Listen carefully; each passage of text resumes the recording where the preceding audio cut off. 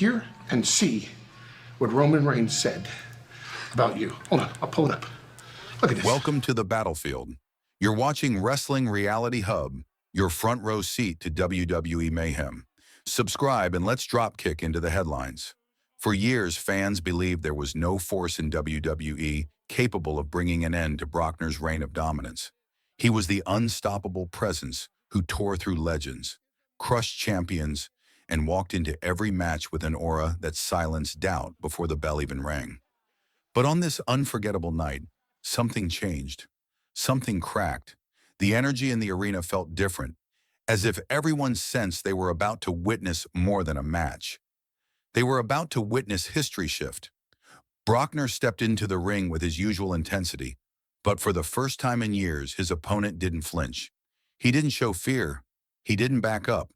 And that confidence, that refusal to be intimidated, was the spark that turned a simple match into a night that shook WWE's foundation. The face-off that felt different.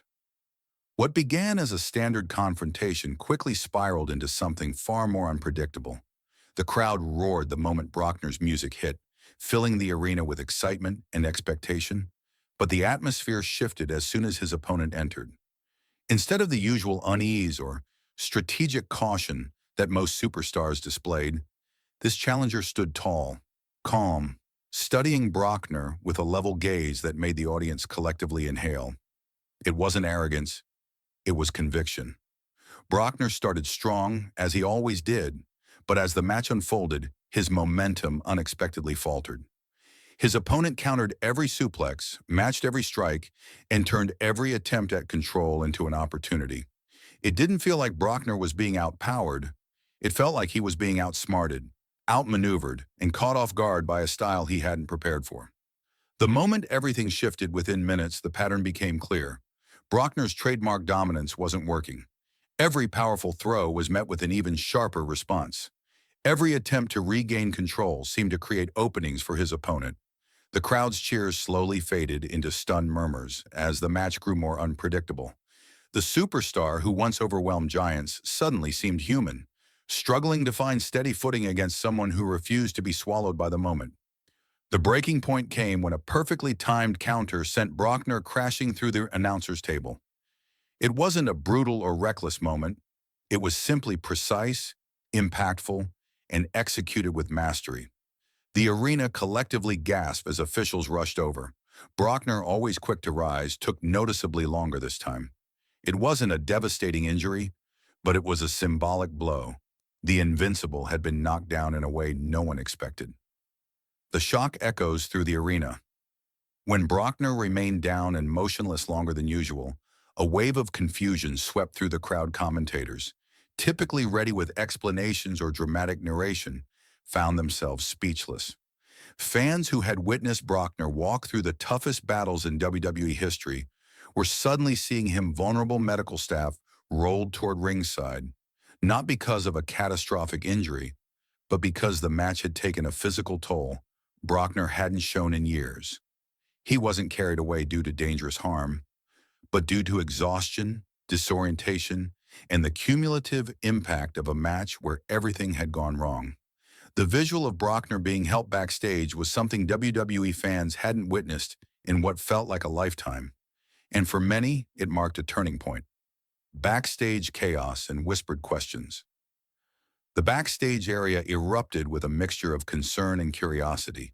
Superstars who had spent years fearing Brockner's dominance watched footage in disbelief. Some were openly worried. Others quietly wondered what this meant for WWE's future. Within minutes, theories started forming. Was this unexpected collapse part of a larger storyline? Was someone behind the scenes orchestrating a plan to bring Brockner down? Rumors swirled that Paul Heyman had been seen in a heated discussion with officials earlier in the night, fueling speculation that all was not as it seemed. No one had answers, but everyone sensed that this match was not simply an upset. It might be the beginning of a much deeper shift. The injury update that changes everything. Initial reports suggested Brockner would take a short break, but new information hinted that the physical toll he suffered was more serious than first believed. It wasn't about one big moment. It was the accumulation of counters, impacts, and unexpected fatigue throughout the match.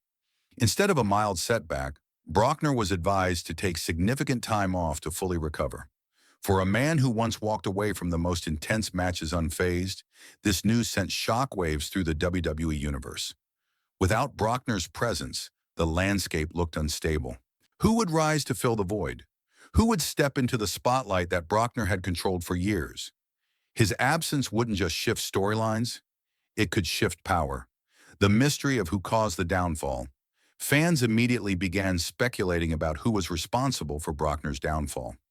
Some insisted it was Brockner's own opponent, a new breakout superstar who had studied him, understood his weaknesses, and executed a perfect strategy. Others believed a larger conspiracy was at play. Names like Gunther, Brunner, and even a returning Bobby Lashley floated around. Then came the most intriguing theory of all, that someone from Brockner's past, someone with unresolved history, had returned behind the scenes and orchestrated the perfect setup to take him out of the top position. While no evidence supported any of these theories, they spread like wildfire online, fueling excitement that WWE might be entering a new era of unpredictability. The locker room braces for what comes next. With Brockner temporarily out of action, the locker room atmosphere changed instantly. Some superstars saw opportunity. Others felt uneasy, knowing the balance of power had shifted in ways no one could fully predict. The truth was simple. Brockner had been the measuring stick for years. His presence forced everyone to elevate their performance. Without him, the future became wide open. And that openness created both excitement and anxiety. WWE officials scrambled to adjust upcoming storylines and events, preparing for the possibility that the company's biggest force would be absent far longer than planned. And yet, throughout all the planning and speculation, one reality loomed over everyone. Brockner would eventually return. The promise of a return and a reckoning. If history has taught the WWE Universe anything, it's that Brockner never disappears quietly. Whenever he steps away, he comes back with renewed purpose, greater intensity, and a long memory. This time would be no different.